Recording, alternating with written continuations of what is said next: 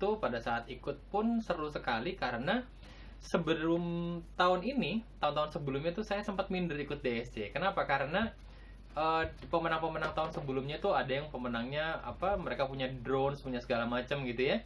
Tetapi Diploma Sukses Challenge ini kita betul-betul diajarkan langsung oleh mentor-mentor berskala nasional, di mana kami belajar menyusun banyak sekali strategi bisnis.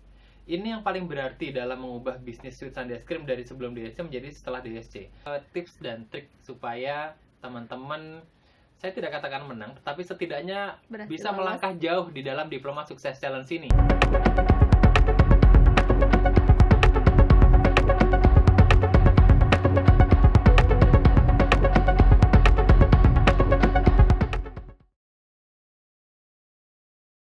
Siap, oke. Baik, assalamualaikum warahmatullahi wabarakatuh. Perkenalkan, nama saya Andromeda Sindoro, dipanggilnya Andrew. Saya adalah pemilik dari Sweets and Ice Cream dan Adimo Gelato di Yogyakarta. Untuk mengikuti DSC ini memang ada beberapa tahapan yang pertama harus kita lalui.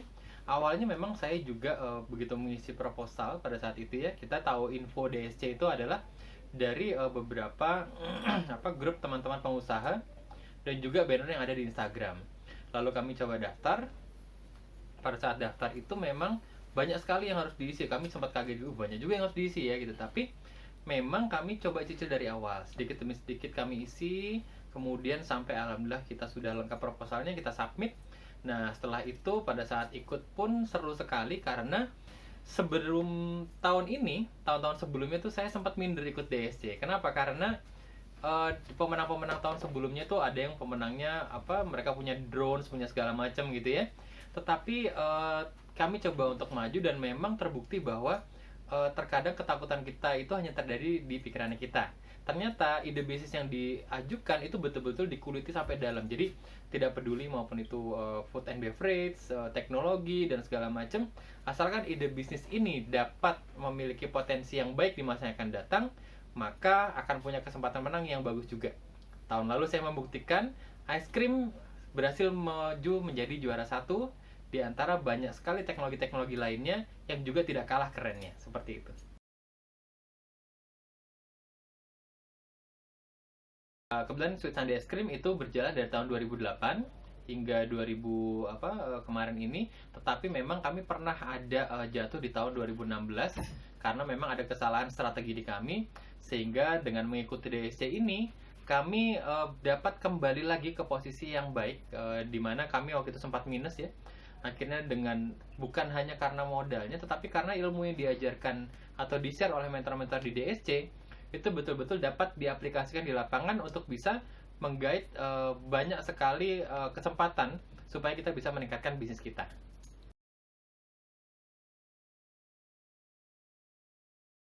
Jadi perubahan signifikan sebelum kita mengikuti dan setelah mengikuti adalah di DSC, Diploma Sukses Challenge ini kita betul-betul diajarkan langsung oleh mentor-mentor berskala nasional, di mana kami belajar menyusun banyak sekali strategi bisnis. Ini yang paling berarti dalam mengubah bisnis Sweets and Ice Cream dari sebelum DSC menjadi setelah DSC. Karena setelah DSC ini, dengan ilmu yang didapat, itu kami berhasil mendapatkan banyak sekali peluang baru. Salah satunya adalah di DSC kami diajarkan bagaimana menyusun proposal untuk investor, bagaimana kami akhirnya mempresentasikan itu, dan terutama adalah bagaimana kita membuat presentasi yang bagus ya, dan bagaimana kita melakukan namanya elevator pitch atau pitching secara cepat. Nah, ilmu ini itu akhirnya kami gunakan pada saat kami juga waktu itu berkesempatan, ini waktu itu masih setelah diajukan DSC ya, kebetulan kita dikirim oleh Kementerian Koperasi ke Filipina. Di sana ada perlombaan kewirausahaan namanya APEC O2O Forum. Jadi waktu itu Sweets and Ice Cream mewakili Indonesia di internasional untuk bisa pitching competition di sana. Dan alhamdulillah dari 9 negara, waktu itu ada Singapura, Malaysia, ada Rusia, Thailand, Filipina, Kamboja. Itu ternyata alhamdulillah Sweets and Ice Cream menjadi juara satu. Jadi kami berhasil keluar dari membawa nama Indonesia harum di tingkat internasional. Karena apa? Karena kami belajar elevator pitch, atau adalah presentasi cepat tetapi harus tersampaikan maksudnya, begitu. Tidak diberikan waktu banyak, kita waktu itu hanya diajarkan sehari, kemudian kami harus langsung praktek, Tetapi yang kami lakukan adalah pada saat kami sedang masa-masa istirahat ya, di hotel, di mana kami terus melatih diri dengan bicara di depan kaca. Kemudian kita juga ada ngobrol ke sesama teman DSC, jadi kami sama-sama presentasi gitu. Jadi kami terus mengasah diri kami sehingga bisa. Nah, kemudian baru akhirnya terasa betul-betul di saat setelah DSC ini kami jadi terbiasa untuk presentasi cepat, tetapi maksudnya harus tersampaikan gitu.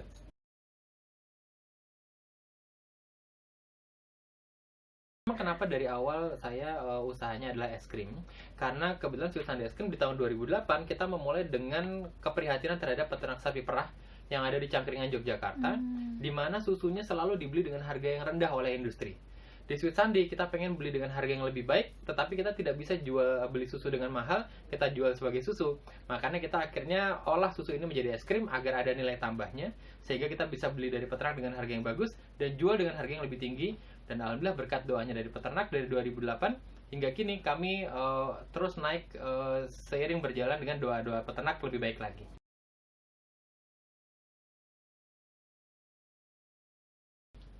Kami terus bekerja sama dengan peternak.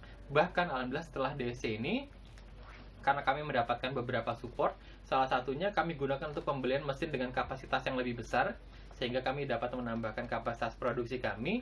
Untuk itu kita memiliki kebutuhan susu yang jauh lebih besar juga setelah selesai DSC ini, karena kami punya fasilitas yang lebih besar sekarang ya. Nah, kebetulan peternak-peternak yang ada di Cangkringan dan Yogyakarta itu sudah tidak mencukupi lagi untuk bisa mensuplai kami. Sekarang kami menambah satu kelompok ternak baru yang ada di Ngablak, Magelang untuk mensupport kami, dan tidak menutup kemungkinan ke depan kami akan bekerja sama dengan peternak yang ada di Jawa Timur dan Jawa Barat juga untuk mencukupi kebutuhan kami. Tentunya semua peternak ini kami beli dengan harga yang lebih baik dibandingkan dari harga beli industri, sehingga kami berharap kita bisa mengembangkan kesejahteraan, meningkatkan kesejahteraan peternak, dan peternak juga dapat meningkatkan kualitas produk mereka untuk bisa disuplai kepada customer atau customer yang membutuhkan susu seperti itu.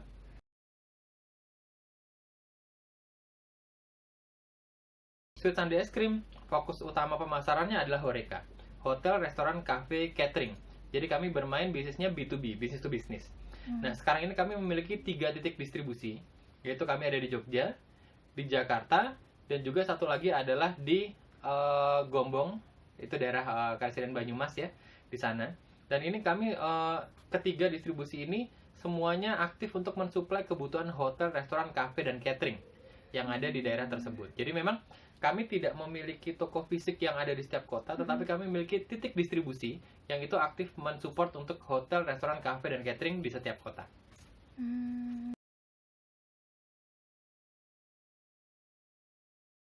Alhamdulillah sudah lebih naik lagi. Sebenarnya kita di tahun lalu itu tinggi. Pada saat corona di bulan Maret terutama kita sempat jatuh, tetapi alhamdulillah sekarang kami berhasil naik lagi karena memang kami merubah strategi bisnis kami. Yang kita tahu HoReCa sedang menurun ya. Kita merubah strategi bisnis di masa pandemi ini menjadi B2C, yang itu kami fokus utamanya yang tadinya es krim, sekarang es krimnya kami menjadikan produk yang nomor 2, nomor 1-nya kita jadikan susu di masa pandemi ini. Dan itu alhamdulillah susu kami dengan kami jual dengan info yang kita masukkan ke dalamnya adalah susu untuk menjaga daya tahan tubuhmu sehingga tidak mudah terkena COVID.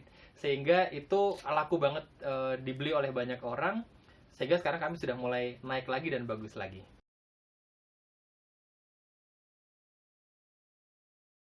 Pesan saya buat teman-teman challengers dimanapun berada adalah masa pandemi ini teman-teman, itu adalah masa dimana memang kita mungkin sekarang sedang banyak menurun ya. Tetapi teman-teman tidak boleh pasrah dalam keadaan ini. Kita harus sebagai UMKM, keuntungan kita dibandingkan perusahaan besar adalah kita mudah sekali untuk restrategi. Jadi segera susun strategi ulang dengan tim. Jadi libatkan semua tim untuk bisa berstrategi ulang, susun strateginya, cari support-support yang ada dari semua pihak, baik dari pemerintah, BUMN, private sector, kemudian dari banyak sekali lomba-lomba kewirausahaan. Salah satunya adalah dari Diploma Sukses Challenge ini. Jadi ini merupakan opportunity yang bagus. Untuk itu teman-teman saya sarankan segera submit dari sekarang, karena untuk submit proposal sudah ada dari tanggal 19 kemarin hingga tanggal 19 Oktober besok. Dan kalau teman-teman ngerasa terlalu banyak yang harus diisi, maka cicil sedikit demi sedikit. Saran saya supaya supaya teman-teman kalau yang punya koneksi internetnya agak kurang stabil, ketik dulu aja di dalam Microsoft Word. Sudah diketik, nanti kalau dia tinggal copy paste ke dalam situ. Begitu sudah lengkap semuanya, di submit. Nah, kalau udah di submit, teman-teman nanti akan dapat nomor daftar proposalnya. Berarti proposal teman-teman sudah terdaftar. Setelahnya apa harus dilakukan? Doa yang kencang supaya bisa lolos dalam tahap pemilihan administrasi. Setelahnya kalau dia susun supaya kemampuan kita dalam presentasi dan segala macam itu harus lebih ditingkatkan lagi. Itu kira-kira pesan dari saya.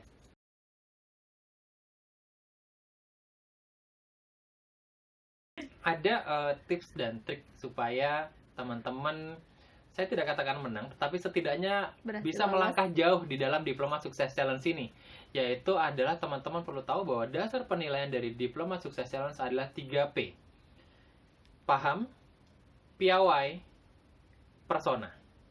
Jadi 3 ini akan membuat menentukan teman-teman akan bisa melaju ke final bahkan sampai menang, atau justru selesai di awal. Paham artinya adalah teman-teman harus memahami bisnis teman-teman.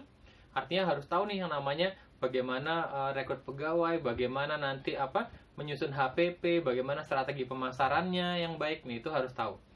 Piawai ini artinya adalah teman-teman bisnisnya pasti akan selalu ada permasalahan dalam bisnis yang harus kita atasi. Nah, teman-teman nanti akan ditanyakan oleh dewan juri, kira-kira kalau kamu kayak gini gimana? Nah, jadi ada studi kasus gitu ya. Teman-teman harus piawai untuk melakukan re-strategi. Jadi, harus strateginya seperti ini supaya bisa berubah. Itu piawai. Ketiga adalah persona. Persona ini artinya teman-teman harus memiliki kemampuan untuk mendeliver maksud dari proposal atau presentasinya teman-teman kepada dewan juri secara baik. Sehingga jangan sampai presentasinya terkesan kaku karena teman-teman tegang di depan. Latih diri teman-teman untuk bicara di depan kaca, bicara kepada teman, adik, kakak, atau pacar gitu ya. Jadi semuanya supaya biasa bicara, sehingga nanti personanya akan dapat, delivernya dapat dan bagus. Saran saya untuk persona salah satunya adalah tatap mata lawan bicara Anda. Karena Anda tidak berbicara dengan robot atau tembok, teman-teman berbicara dengan dewan juri. Jadi paham, piawai, persona akan menjadi penentu teman-teman akan lolos menjadi pemenang atau tidak. Seperti itu. Oke.